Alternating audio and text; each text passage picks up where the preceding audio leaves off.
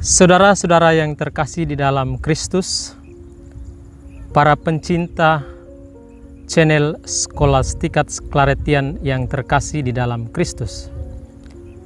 Selamat pagi dan selamat memasuki pekan suci untuk kita sekalian.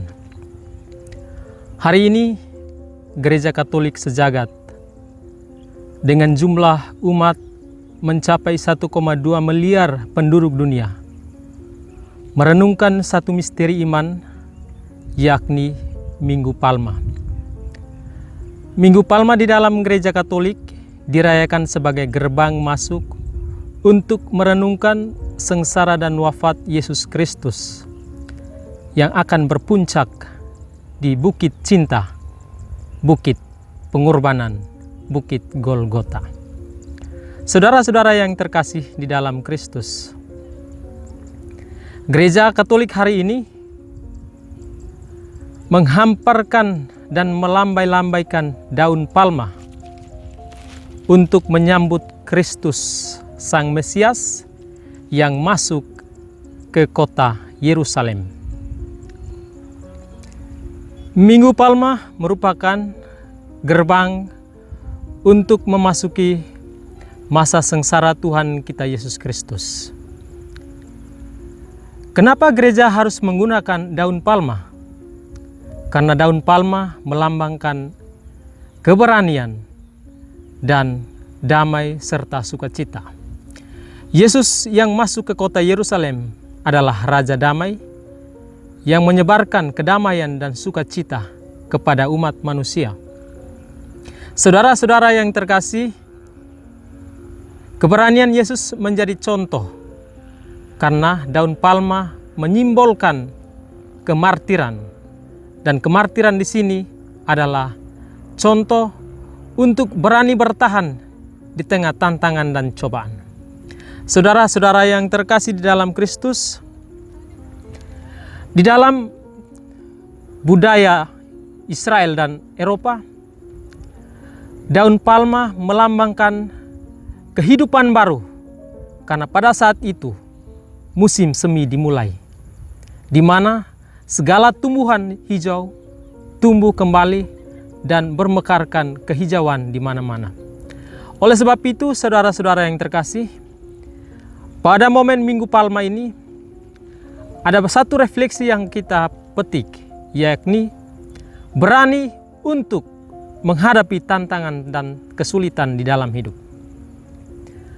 Ada dua alasan pokok Yesus harus menderita di kayu salib.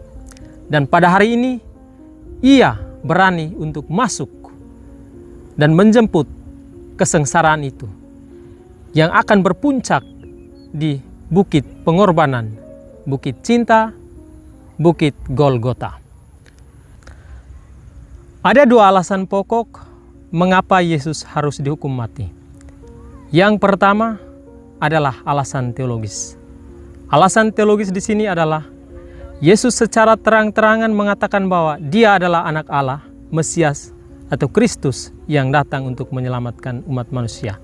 Jelas ini sangat bertentangan dengan teologi Yahudi. Dan orang-orang Yahudi berusaha untuk menangkapnya. Sehingga di dalam narasi Injil yang kita dengarkan hari ini, ia harus mengakhiri hidupnya dengan digantung pada kayu salib karena rencana pembunuhan yang telah disepakati oleh orang-orang Yahudi. Dan alasan yang kedua adalah alasan politis.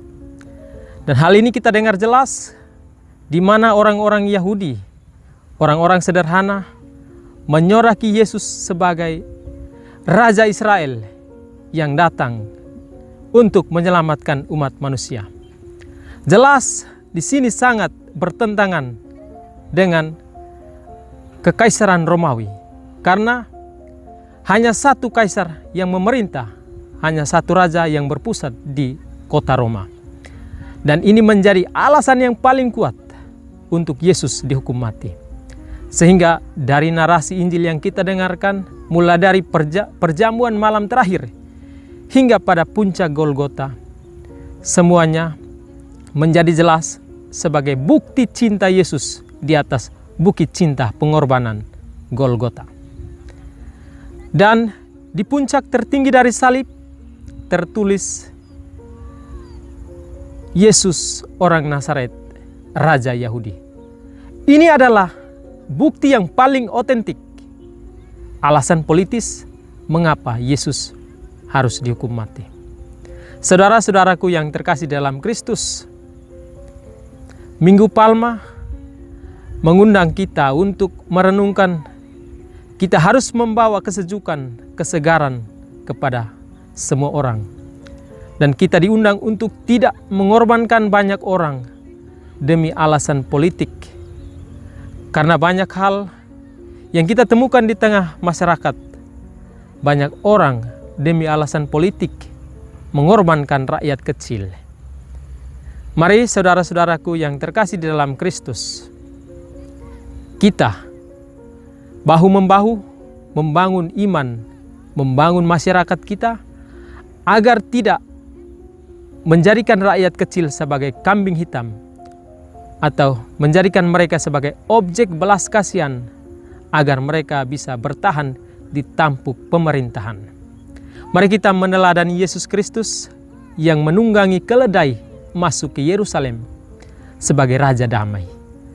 Raja yang bertahta dari kerendahan hatinya yang mendalam. Semoga Tuhan memberkati kita. Amin.